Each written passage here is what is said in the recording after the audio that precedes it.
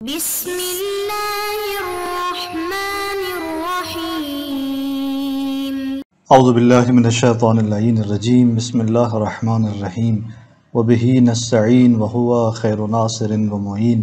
الحمدللہ رب العالمین وصلی اللہ علی محمد وآلہ الطیبین الطاہرین المعصومین۔ ہماری گفتگو کتاب المقاصد کے دوسرے حصے کتاب البیع کے مباحث میں جاری ہے، اور آج کے اس درس کا عنوان بیع فضولی کے بطلان پر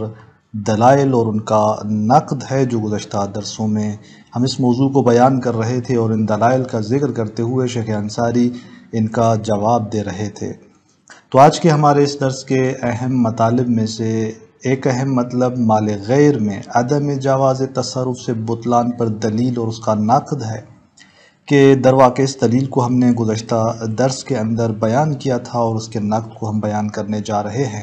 اور اس کے نقد کی طرف ایک اشارہ ہوا تھا، اور اس کے جواب کی طرف یہ جو اشارہ ہوا کامل نہیں تھا، مزید استدراک اور اس کے بعد اس جواب کو آج آگاہ کامل کرتے ہیں۔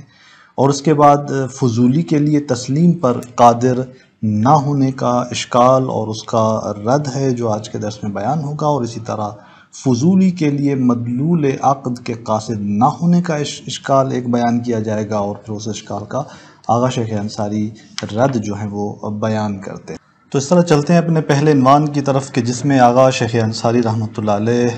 آخری جو ایک دلیل بیان ہوئی تھی چوتھی بیع فضولی کے بطلان پر، اس کے نقد کے سلسلے میں جو آغا نے پیچھے گفتگو کی کہ یہ جو استدلال کیا جا رہا تھا کہ تصرف جائز نہیں ہے عقلاً اور نقلاً مال غیر میں، اور اس سے بیع فضولی کو باطل جانا جا رہا، تو آغا نے اس کا جواب دیا تھا کہ یہ تصرف حساب نہیں ہوتا اس صورت میں کہ جب غاصب جو ہے وہ متوقع ہے اس کے لیے مالک کی اجازت، اور اس توقع سے اس انتظار سے اگر وہ اس طرف جا رہا ہے معاملے کی طرف، تو یہ تصرف غاصب کا جو ہے وہ عرف کے اعتبار سے یعنی تصرف جو ہے وہ در مال غیر حساب نہیں ہوتا۔ یہ جواب آغا نے گزشتہ درس کے اندر دیا تھا۔ اب استدراک کرتے ہیں اسی مطلب سے، فرماتے ہیں کہ نعم لیکن ہاں لو فرض کون العاقد علۃ تامۃ، اگر فرض کیا جائے کہ لو فرض کون العقد علۃ تامۃ، لیکن ہاں اگر فرض کیا جائے کہ عقد جو ہے وہ کیا ہے، علت تامہ ہے، یعنی اگر یہ فرض کیا جائے کہ عقد علت تامہ ہو ولو عرفاً، یعنی عرف کے نقطہ نگاہ سے عقد کو علت تامہ فرض کیا جائے لحصول الآثار، اس کے تمام آثار کے حصول کی نسبت، کہاں پر ہوتا ہے اس طرح عقد علت تامہ؟ کما فی بیع المالک او الغاصب المستقل، جیسے کہ مالک اگر معاملہ کرنا چاہے کسی چیز کو بیچنا چاہے، یا وہ کہ جو غاصب ہے اور مستقل ہو کر وہ بیچ رہا ہے، یعنی غاصب جو ہے وہ چونکہ جب مالکیت کی ادعا اور دعویٰ کے ساتھ ایک چیز کو بیچتا ہے خود کو، یعنی مالک جانتے ہوئے اور دعویٰ کرتے ہوئے، بغیر اس کے کہ وہ انتظار رکھتا ہو مالک اصلی کی جانب سے اجازے کا، نہیں، وہ خود کو ایک مالک کی حیثیت میں قرار دیتے ہوئے وہ جب وہ معاملہ کرتا ہے، تو اسے کہا جاتا ہے کہ یہ غاصب جو ہے وہ مستقل ہے اس معاملے کے اندر اپنے عقیدے کے اعتبار سے۔ اب آگا فرماتے ہیں کہ اگر اس طرح سے ہو کہ عقد علت تامہ فرض کیا جائے ولو عرفاً حصول آثار کی نسبت، جیسے بیع مالک اور غاصب مستقل میں اس طرح سے ہے، کانا حکم العقد جوازاً و منعاً حکم معلول ہی المترتب علیہ، تو یہاں پر عقد کا جواز اور من کے اعتبار سے جو حکم ہے وہ اس کے معلول کے حکم کی جو ہے طرح ہوگا کہ جو معلول اس پر مترتب ہونے جا رہا ہے۔ ہر حکم کے معلول یعنی جو کہ ترتب اثر ہے، یعنی وہ جو حکم رکھے گا اس کے عقد کا بھی وہی حکم ہوگا۔ اگر نقل و انتقال وہ ترتب اثر جائز نہیں ہے تو خود عقد بھی جائز نہیں ہوگا، عقد بھی حرام ہو جائے گا۔ تو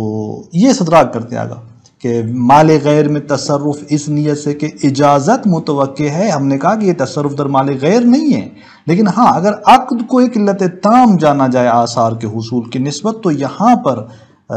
معلول کا جو حکم ہے وہ اس کی یعنی خود عقد پر بھی مترتب ہوگا۔ اسی اعتبار سے آپ فرماتے ہیں کہ اگر اس کو دیکھا جائے تب بھی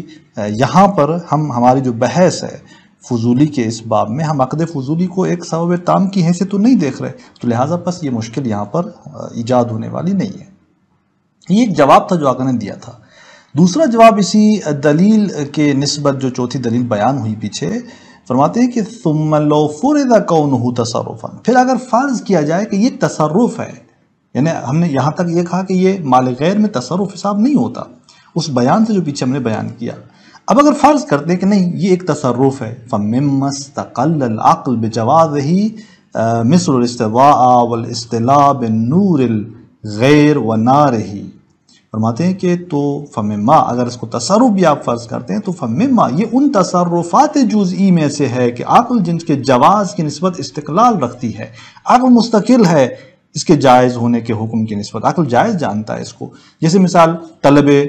نور روشنائی جو ہے وہ طلب کرنا، استعلاء گرمائش اور حرارت کو لینا، کس سے؟ بے نور الغیر و نارہی، غیر کے نور سے آپ روشنی لیتے ہیں جبکہ نور آپ کی ملکیت نہیں ہے، دوسرے غیر کی جو آگ ہے اس سے آپ حرارت لے رہے ہوتے ہیں جبکہ آپ کی وہ حرارت نہیں ہے۔ تو یہاں پر یہ تصرفات جو جزئی ہیں یہ معنی ایجاد نہیں کرتے، اس طرح اگر اس کو تصرف بھی کہا جائے تو یہ تصرف درست جائز ہے، مشکل نہیں ہے۔ ایک اور جواب آگا یہاں پر عنایت کرتے ہیں اس کے بعد کہ ما انہ قد یفرض الکلام فیما اذا علم الاذن فی ھذا من المقال او الحال، باوجود اس کے کہ کلام اور بحث فرض کی گئی ہے، کہاں پر بحث فرض کی گئی ہے؟ فیما، اس مورد میں کہ جہاں پر اذن معلوم ہے،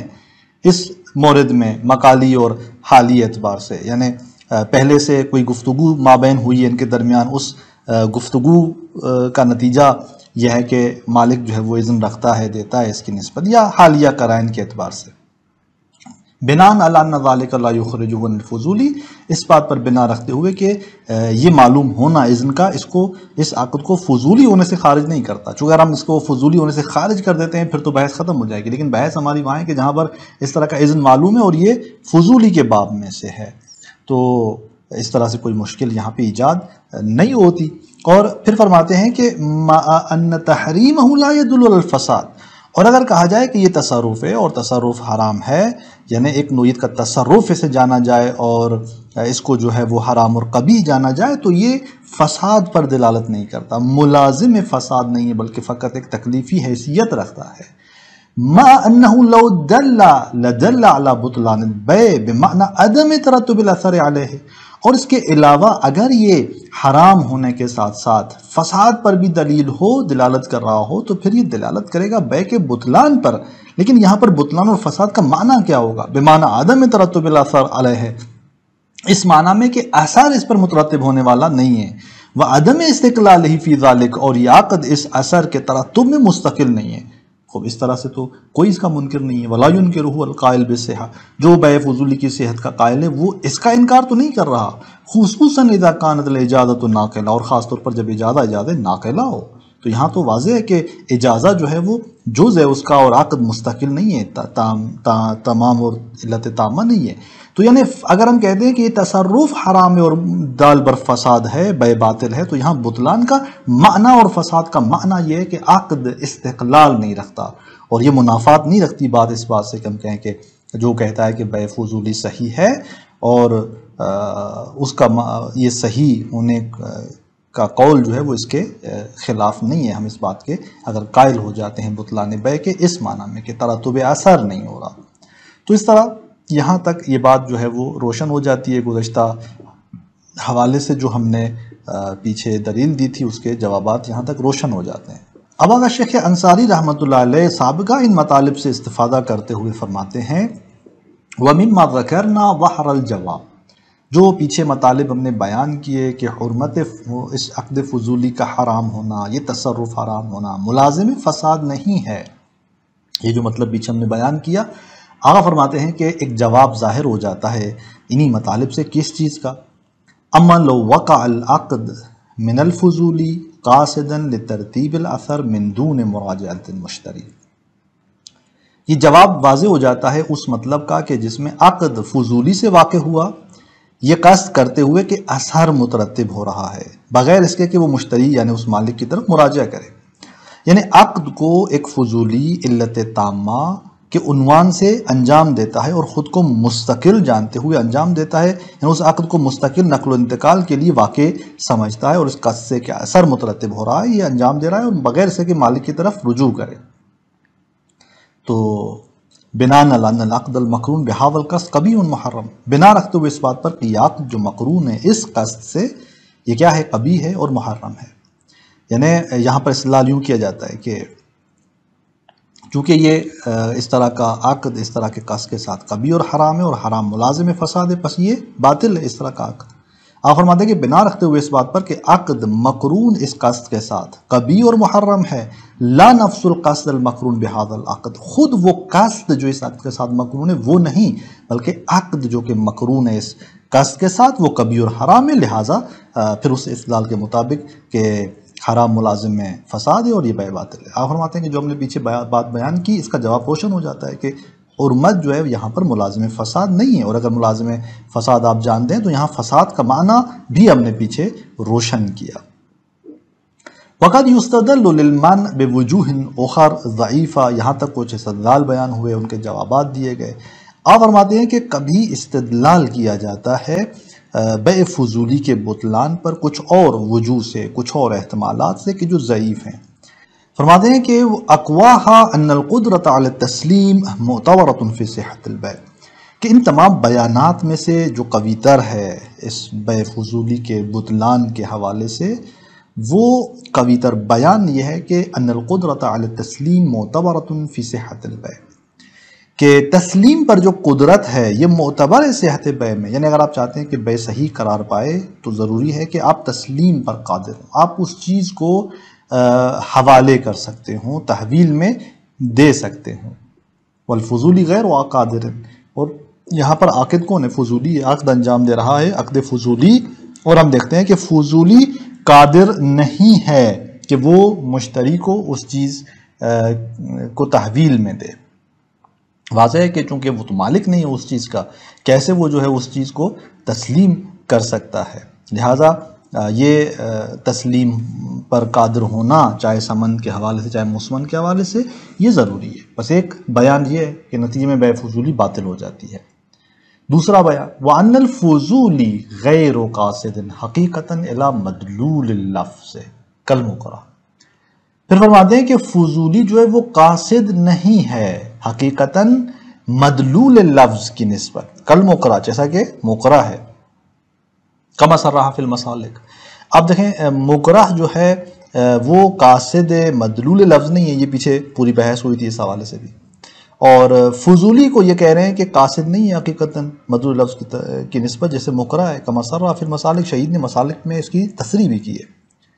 تو بس یہ دو بیان ہمارے سامنے ہیں، ایک طرف سے فضولی قادر نہیں ہے، ایک طرف سے فضولی قاصد نہیں ہے مدلول لفظ کی نسبت، تو کس طرح آپ اس معاملے کو صحیح قرار دے سکتے ہیں؟ تو آگا فرماتے ہیں ان دو بیان کے جواب میں وَيُضَعَفُ الْأَوَّلِ، پہلا مطلب ضعیف ہوتا ہے، اس کو رد کیا جاتا ہے مضافاً، اس کے علاوہ، کہ إِلَىٰ أَنَّ الْفُضُولِ قَدْ يَكُونُ قَادِرًا عَلَىٰ إِرْضَاءِ الْمَالِكِ، اس کے علاوہ کہ جو فضولی ہے وہ کبھی قادر ہوتا ہے مالک کی رضا، مالک کو راضی کرنے پر، کہ اس کو راضی کرنے پر وہ قادر کبھی کبھی رہتا ہے کہ اسے راضی کر لیتا ہے، اور نتیجے میں وہ قدرت پا سکتا ہے کس چیز پر؟ کہ اس مبیع کو مشتری کے حوالے کرتے جو اس نے معاملہ انجام دیا تھا۔ اس مطلب کے علاوہ یعنی آپ کی بات یہاں رد ہو جاتی ہے کہ کبھی فضولی، ایسا نہیں کہ فضولی تسلیم پر قادر نہیں ہے، کبھی نہیں، مالک کو راضی کر لیتا ہے اور نتیجے میں وہ قادر ہو جاتا ہے، تو آپ کیسے مطلقہ کہہ سکتے ہیں اس طرح کہ فضولی قادر نہیں ہے؟ اس کے علاوہ یضعف الاول مضافا الى ان بان هذا الشرط غیر معتبر فی العقد قطعا، فرماتے ہیں کہ ضعیف جانا گیا ہے اس پہلے مطلب کو اس بیان سے کہ یہ شرط معتبر نہیں ہے عقد کے اندر قطعا، یقیناً، بل یکفی تحققہ فی المالک، بلکہ اس کا تحقق مالک کے لیے ضروری ہے۔ یعنی فضولی تو عاقد ہے، یہاں پر ایجاب جاری کر رہا ہے، یا اگر خرید رہا ہے تو وہ یہاں پر قبول جاری کر رہا ہے، مالک ہے جس کے لیے ضروری ہے کہ وہ قادر ہونا چاہیے۔ فحینئذ، اب اس صورت میں یشترط فی صحت العقد مع الاجازہ، جب ہم نے کہا کہ یہ شرط مالک کے اندر اس کا تحقق معتبر ہے نہ عاقد کے اندر، تو یہاں پر شرط کیا جائے گا فی صحت العقد، عقد کی صحت میں، مع الاجازہ، اجازے کے ساتھ اس عقد کی صحت میں شرط ہے کہ قدرت المجیز علی تسلیم ہی، کہ وہ جو مالک اصلی ہے، وہ جو مجیز ہے، وہ قادر ہو اس کی تسلیم پر، اور قدرت المشتری علی تسلم ہی، یا مشتری قادر ہو اسے تحویل میں لینے پر، یعنی مالک اسے تحویل میں دے، مالک قادر ہو، یا مشتری اسے خود تحویل میں لے، مشتری اس پر قادر ہو، علامہ سیدی کے جس کی تفصیل آگے بیان ہوگی۔ تو بس واضح ہوا کہ گزشتہ ان دو بیان میں سے پہلا بیان ضعیف ہے کیونکہ یہ شرط معتبر نہیں ہے عاقد کے لیے، وَيُضَاعَفُ الثَّانِي، اور دوسرا بیان ضعیف ہوتا ہے کس بیان سے، کس مطلب سے، بِأَنَّ الْمُعْتَبَرَ فِي الْعَقْدِ وَهَذَا الْقَدْرُ مِنَ الْقَصْدِ الْمَوْجُودِ فِي الْفُضُولِ وَالْمُكْرَهِ لَا زِيَادَةَ مِنْهُ۔ فرماتے ہیں کہ وہ چیز جو معتبر ہے عقد میں، وہ اتنی ہی مقدار جو قصد کی فضولی اور مکرہ کے اندر موجود ہے کفایت کرتی ہے، اس سے زیادہ جو ہے وہ ضرورت نہیں ہے، بدلیل الاجماع، کیونکہ اجماع قائم ہے کہ علی صحت نکاح الفضولی و بیع المکرہ بحق، فضولی کا نکاح صحیح ہے اور مکرہ کی بیع صحیح ہے، اس کی صحت پہ حق ہے، اس حوالے سے اجماع قائم ہے۔ بس اگر قصد اس طرح سے معتبر ہوتا تو صحت معنی نہیں رکھتی، یا اگر قصد مدلول نہ ہوتا تو کس طرح سے، اگر قصد نسبت بے مدلول معتبر ہے تو کس طرح سے یہ صحت پر اجماع قائم ہے اگر یہ قصد بے مدلول نہ ہوتا؟ تو لہٰذا یا تو قصد بے مدلول موجود ہے، یا تو پھر جتنا قصد اس کے اندر موجود ہے وہی کفایت کرتا ہے۔ فإن الدعوى عدم اعتبار القصد فی ذلک للاجماع کما ترى، اور یہ دعویٰ کہ قصد جو ہے وہ معتبر نہیں ہے، یعنی اگر کوئی دعویٰ کرے کہ قصد جو ہے وہ اس مکرہ کے حوالے سے اجماع قائم ہے کہ معتبر نہیں ہے، لہٰذا آپ اس کو یعنی یہاں مقایسہ نہ کرے، موازنہ نہ کرے کہ وہاں پہ اجماع قائم ہے کہ قصد معتبر نہیں ہے، جبکہ فضولی میں ضروری ہے کہ وہ ہونا چاہیے۔ یہ اجماع جو ہے وہ قصد کے عدم اعتبار کا جو دعویٰ ہے اس میں کہ اجماع مکرہ کے حوالے سے کما ترى، یہ ایک ایسی بات ہے کہ جو باطل ہے، چونکہ معاملات کے اندر تو علی القاعدہ ہم آگے جو ہے وہ بڑھتے ہیں۔ پس اگر یہ دعویٰ کیا جائے کہ قصد معتبر نہیں ہے مکرہ کے اندر کیونکہ اجماع ہے، یعنی بیع مکرہ جو ہے وہ درست ہے لیکن تعبداً اور حکم اجماع سے خارج ہے، بغیر قصد کے وہ صحیح ہے اور فضولی ٹھیک نہیں ہو سکتی، تو یہاں پر آپ فرماتے ہیں کہ کما ترى، یہ مطلب جو ہے وہ باطل ہے، اور اس طرح سے ان بیانات سے پیچھے جتنی بھی گفتگو ہوئی آغا نے تقریباً یہ جتنے بھی دلائل تھے بطلان کے حوالے سے ان کا جواب دیا، اور یہ بحث یہاں تک تمام ہوتی ہے۔ انشاءاللہ اگلے درس کے اندر ہم مسئلہ ثانیہ یعنی اسی بیع فضولی کی دوسری قسم کی طرف بڑھیں گے اور اس کے حکم کو دیکھیں گے۔ والسلام علیکم ورحمۃ اللہ وبرکاتہ۔